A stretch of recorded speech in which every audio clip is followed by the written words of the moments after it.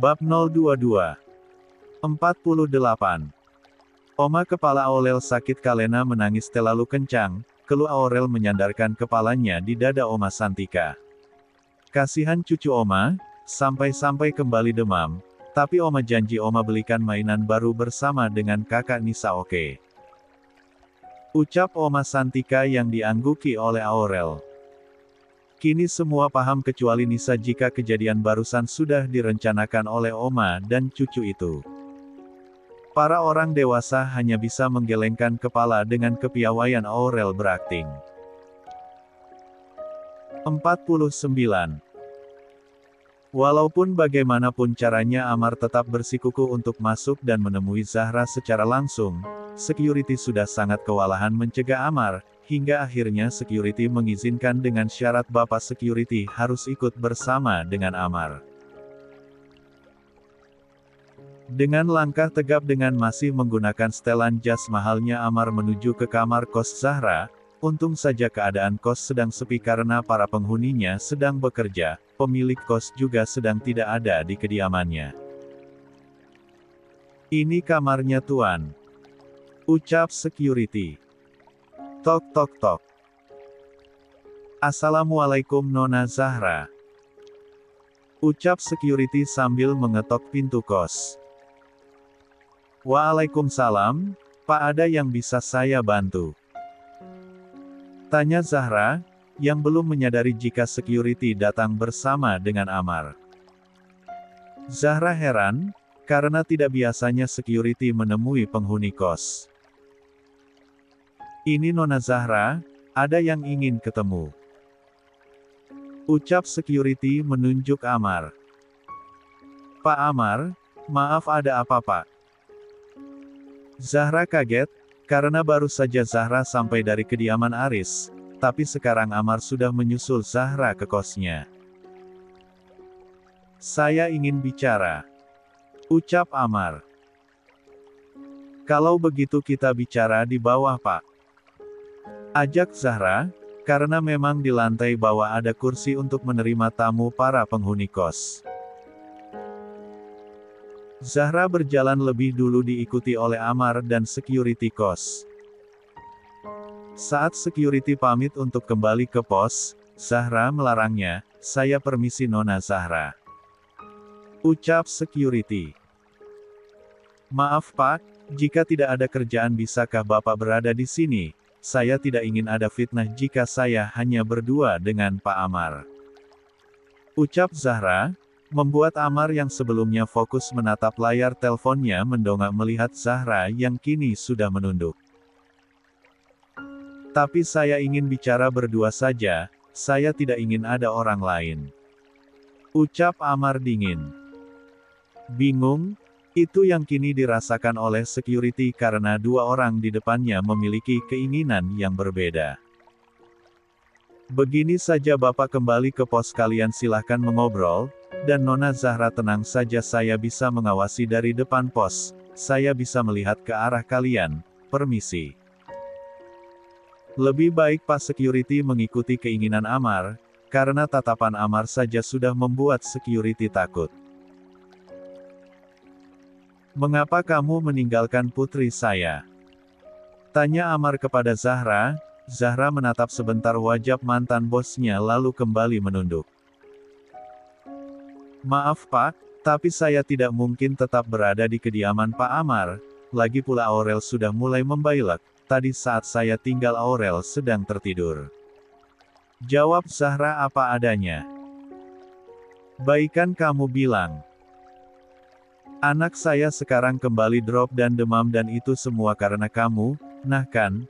Amar memang suka menyalahkan orang lain padahal kan, Zahra yang membantu merawat Aurel untuk segera sembuh. Astagfirullah, lalu bagaimana keadaan Aurel sekarang Pak? Maaf tapi saya tidak pernah berniat membuat putri Bapak kembali jatuh sakit. Setiap Zahra berucap selalu saja terselip kata maaf seakan setiap yang dilakukan Zahra salah di mata Amar.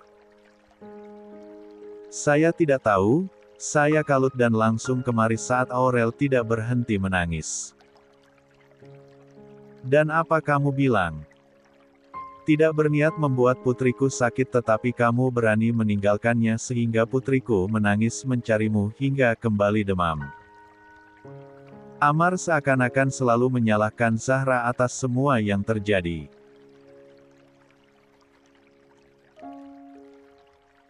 50. Kepada Aurel. Aurel itu putri Bapak, kenapa tidak memastikan terlebih dahulu kesehatan Aurel, malahan Bapak datang kemari. Tidak sadar Zahra juga seakan menyalahkan Amar, bahkan Zahra berani menaikkan nada bicaranya walaupun demikian aura Zahra masih terasa lembut. Karena hanya kamu obat untuk putri saya. Dan saya ingin kamu menjadi pengasuh putri saya. Ucap Amar tanpa meminta persetujuan Zahra. Maaf Pak, tapi saya mungkin akan memutuskan untuk pulang kampung. Tolak Zahra, karena setelah memikirkan semuanya, mustahil Zahra bisa mendapat uang untuk biaya kuliah yoga dalam waktu 1 minggu.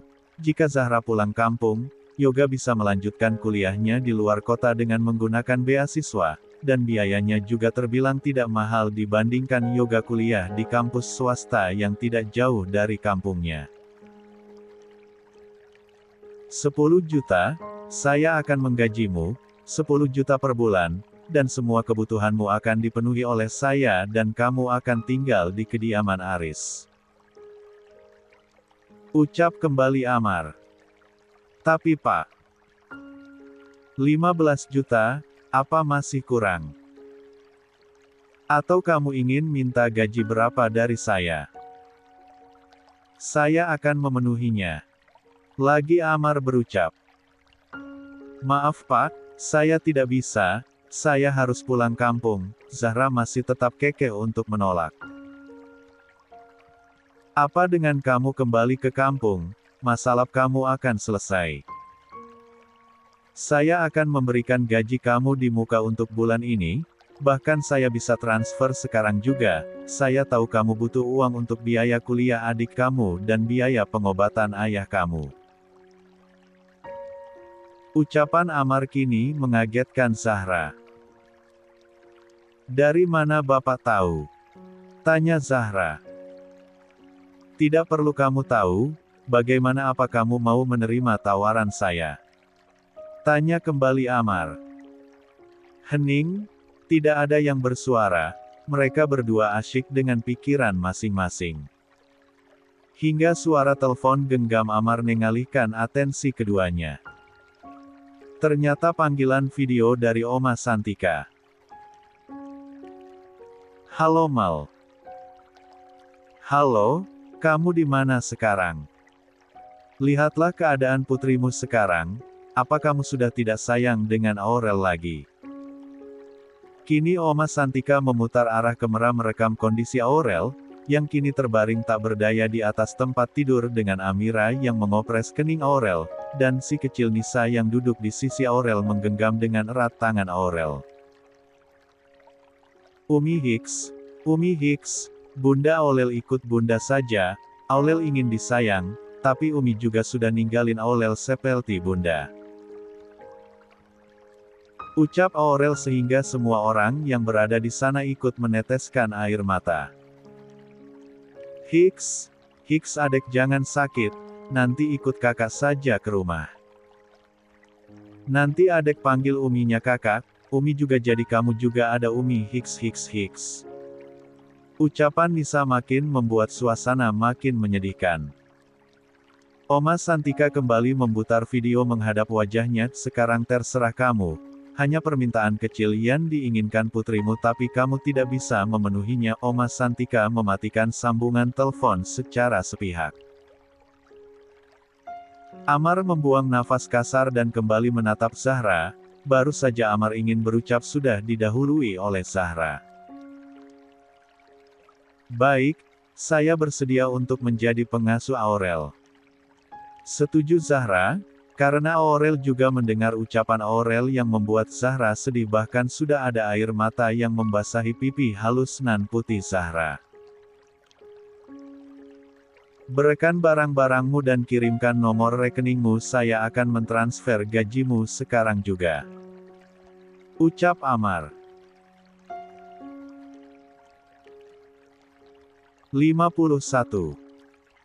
Zahra kemudian menyebutkan nomor rekening miliknya dan tidak butuh waktu lama sebuah notifikasi yang menandakan rekening Zahra sudah terisi. Sungguh Zahra sangat bersyukur, walaupun tidak menjadi karyawan kantoran dan hanya menjadi pengasuh, tetapi gajinya lebih banyak menjadi pengasuh Aurel, bahkan dibayar di awal. Zahra kembali ke kamar kosnya lalu membereskan barang-barangnya. Setelah itu Zahra kembali ke bawah menemui Amar yang kini sudah berbicara dengan pemilik kos. Entah sejak kapan pemilik kos tiba. Terima kasih Tuan Amar, Zahra kamu hati-hati, terima kasih sudah pernah menjadi penghuni kos ini. Ucap pemilik kos.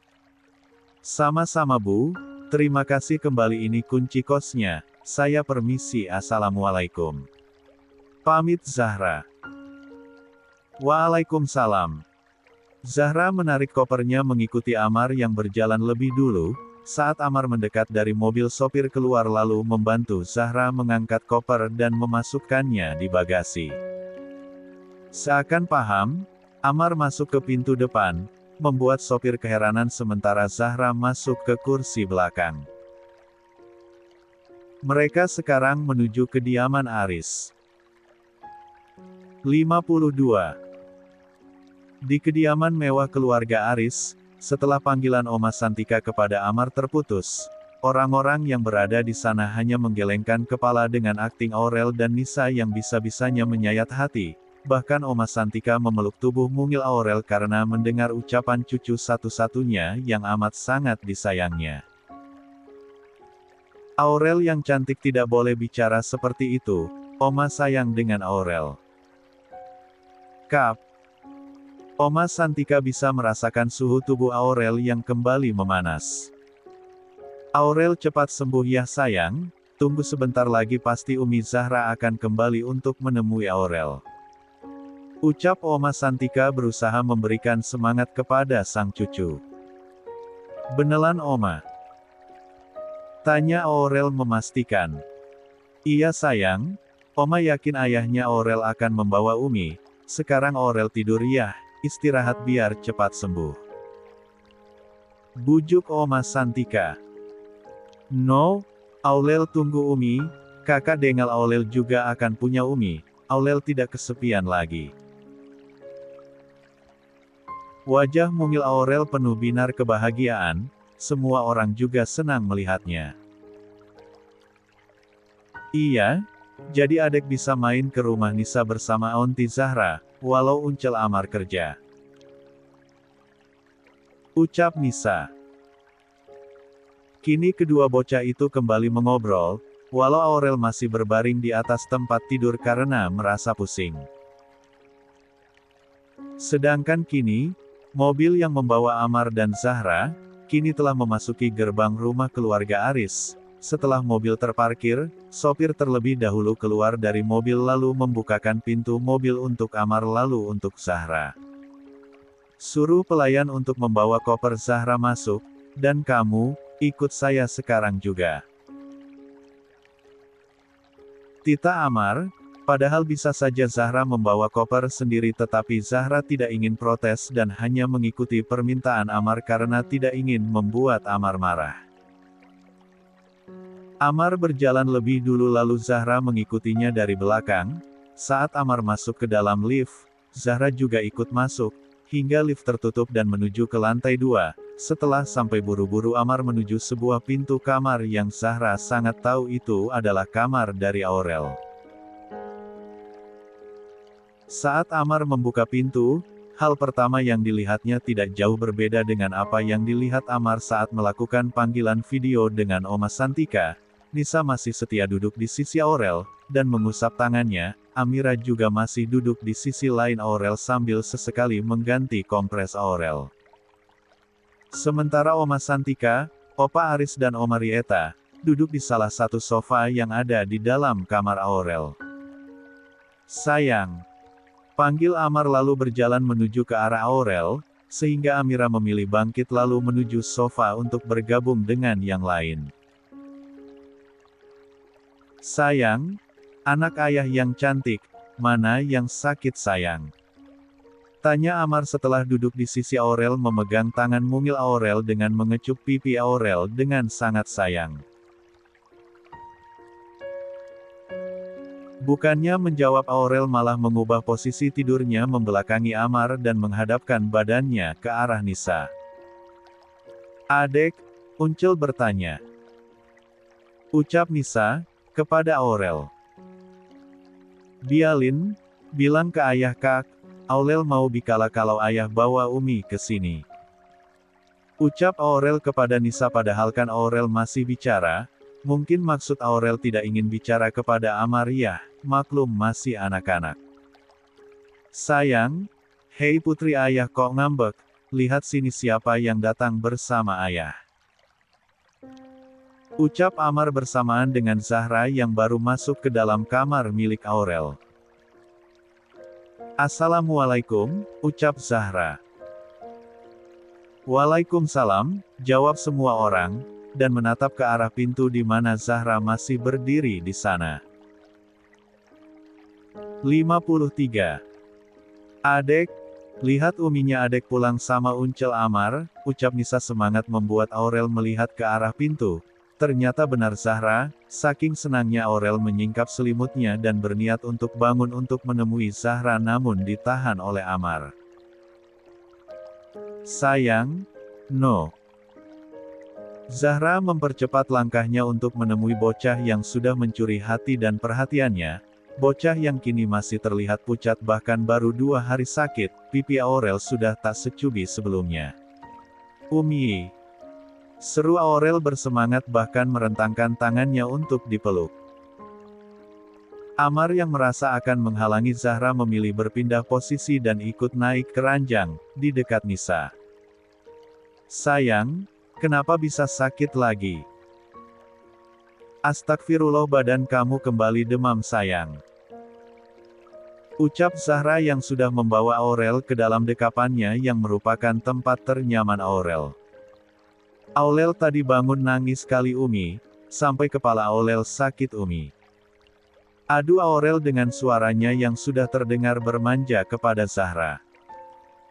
"Maafkan Umi ya sayang, karena Umi kamu kembali sakit seperti ini." "Kap." Zahra mencium ubun-ubun Aurel sebagai bentuk permohonan maafnya kepada Aurel. "Jangan pelgi lagi Umi," pinta Aurel. Dengan memandang Zahra penuh permohonan membuat Zahra tidak terasa meneteskan air matanya lalu kembali membawa Aurel ke dalam pelukannya. Setelah nampak tenang, kini Zahra hanya tinggal bertiga dengan Aurel dan Amar karena Nisa yang sudah dijemput oleh Arsyad sehingga Oma Rieta juga ikut pulang. Oma Santika dan Opa Aris mengantar kepergian mereka ke lantai bawah. "Umi tidak akan pelgi kan? Mau tinggal bersama Aurel?" tanya Aurel, yang sudah kembali berceloteh di dalam dekapan Zahra seakan pelukan Zahra obat paling mujarab bagi putri dari Amar. "Iya sayang, Aurel tahu, sekarang Umi jadi pengasuh Aurel, jadi Umi akan tinggal di rumah ini bersama kamu. Umi akan membantu Aurel mandi, ganti baju dan menyediakan semua kebutuhan Aurel." Walaupun Zahra tidak tahu Aurel mengerti atau tidak tapi Zahra mencoba menjelaskan semuanya kepada Aurel. "Dan, Aurel panggil Umi dengan sebutan Bibi saja ya," lanjut Zahra, dan seketika mata Aurel berubah berkaca-kaca, sadar akan perubahan mimik wajah putrinya membuat Amar yang sebelumnya hanya diam mulai angkat bicara, "Saya sudah membayar kamu, jadi biarkan putri saya memanggil kamu sesuai yang diinginkannya." "Baik Tuan," ucap Zahra patuh, karena tidak mungkin Zahra membatalkan menjadi pengasuh Aurel, sedangkan uang yang diterima sudah Zahra kirimkan ke Yoga. Wajah Aurel kembali berbinar, "Ayah, Umi tidur di kamar Aurel atau tidur di kamar ayah?" Dalam hati ingin sekali Amar mengumpati putrinya sendiri, untung anak sendiri kalau orang lain sudah Amar marahi habis-habisan. Amar menarik nafas panjang lalu menghembuskannya dengan kasar. Sayang, Umi dan ayahnya Aurel bukan muhrim dan tidak bisa tidur di kamar yang sama. Umi akan tidur dengan pelayan yang lain karena di sini Umi itu pengasuhnya Aurel. Kini Zahra yang mulai menjelaskannya kepada Aurel. Siapa bilang, kamu akan tidur di kamar pelayan? Mulai sekarang kamu akan tidur di kamar ini bersama Aurel. Putus Amar dan benar saja tidak berselang lama Bi Inah telah datang membawa koper Zahra. Permisi tuan, ini tas non Zahra. Ucap Bi Inah.